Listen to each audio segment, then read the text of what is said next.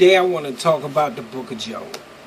Before we begin, my name is Kevin. Peace unto you and yours. The reason why I wanted to talk about the book of Job within the Bible is some things that don't sit well with me about some behaviors by some of these deities that we're being taught about. If you go to the book of Job, if you will, with me, pardon me, because I did not memorize these scriptures, but I have the book with me. In the first chapter of the book of Job, you go down to verse 12. It's called God's Permission. Then the Lord said unto Satan, Behold, all that he has is in your power. Only do not put forth your hand on him. So Satan departed from the presence of the Lord. Go with me 11 verses down, and that'll be chapter 2 of the book of Job, verse 1. The name of it is Satan's Persistence. Again, there was a day when the sons of God came to present themselves before the Lord, and Satan also came among them to present himself to the Lord. And the Lord said to Satan, Where have you come from? And Satan answered the Lord and said, From roaming about the earth and walking around it. Verse 3. And the Lord said unto Satan, Have you considered my servant Job? For there is no one like him on earth, a blameless and upright, fearing man of God, and turning away from all evil. And he holds fast his integrity, although you incited me against him to ruin him without cause. Satan answered the Lord and said, Skin for skin. Yes, all that a man has he will give for his life. However, you put forth your hand now and touch his bone and his flesh, and he will curse you to your face. So the Lord said unto Satan, Behold, he is in your power, only spare his life. So, stop right there. If you want to read further, you can. Let me tell you what I get from this story. At first, God tells him, says, He in your power, but you better not touch him. Satan come back later with persistence and tells God's like, Yo, yeah, you telling me about Job and how good he is to you, but look how good you is to him. I tell you one thing, I bet you, if you smite him, if you take away all he got, if you was to rob him of all his luxury, or if you was to allow me to put my hand on him, he'll curse you. So God said, bet, do it, but you can't kill him. You got to spare his life. You can do anything you want to him, but you can't kill him. What? So, this God that told Satan, leave my servant alone, because Satan was so persistent, God went contrary to his own order to Satan and allowed him to cast leprosy on Job, take all his land, kill his children, his wives, his wealth, and leave him in a destitute state on a bet. Just a bet that I bet you I can make him curse you. What kind of God is that? What kind of egocentric God is that?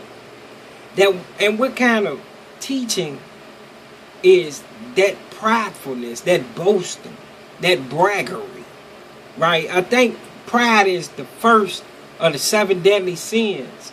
And if you can't see it in that right there, I think you can go ahead and press the stop button on this video, because you're missing what it is that I have to present in this video. Alongside that,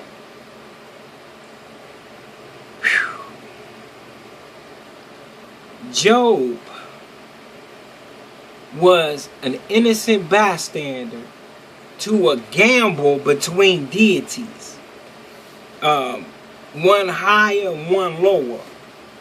I don't know why this story is even included in the teachings of this literature, but it has been. And I've heard all kinds of jaw-dropping breakdowns and interpretations of what this book is talking about, and I'm going to tell you like this. For God that uses my life as a spectacle or a display for a bet or a gamble with an individual or an entity that is evil in nature, I am surprised that he allowed Satan to even come amongst him with the sons of God and hold a conversation.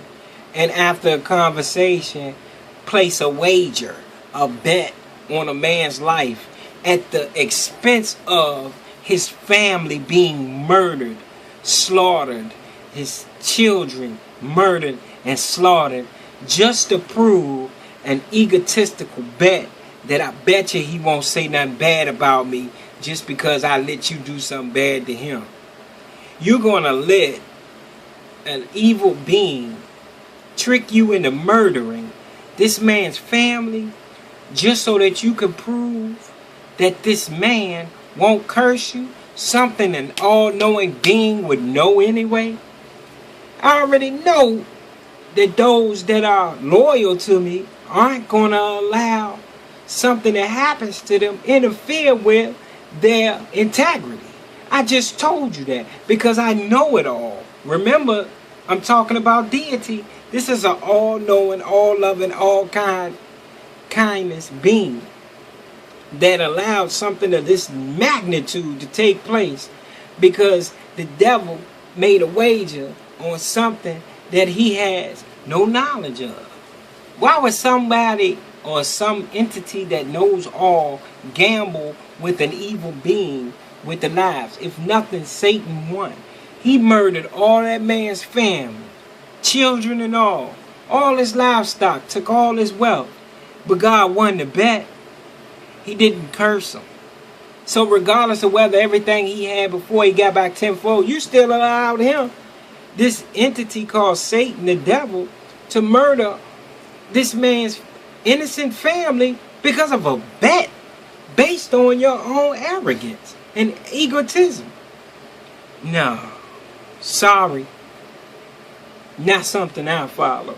But you have at it. If that's what you would like and aspire to worship and serve a God that'll do some evil stuff to you or allow some evil stuff to happen to you just to see whether you're going to say something bad about his name?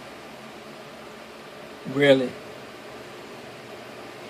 The same one that tells you thou shalt not tempt thy God tempts thy servants. Really?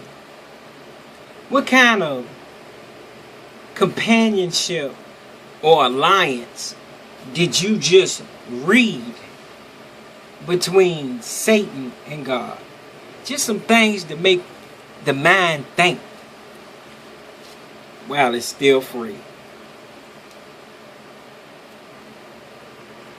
Peace.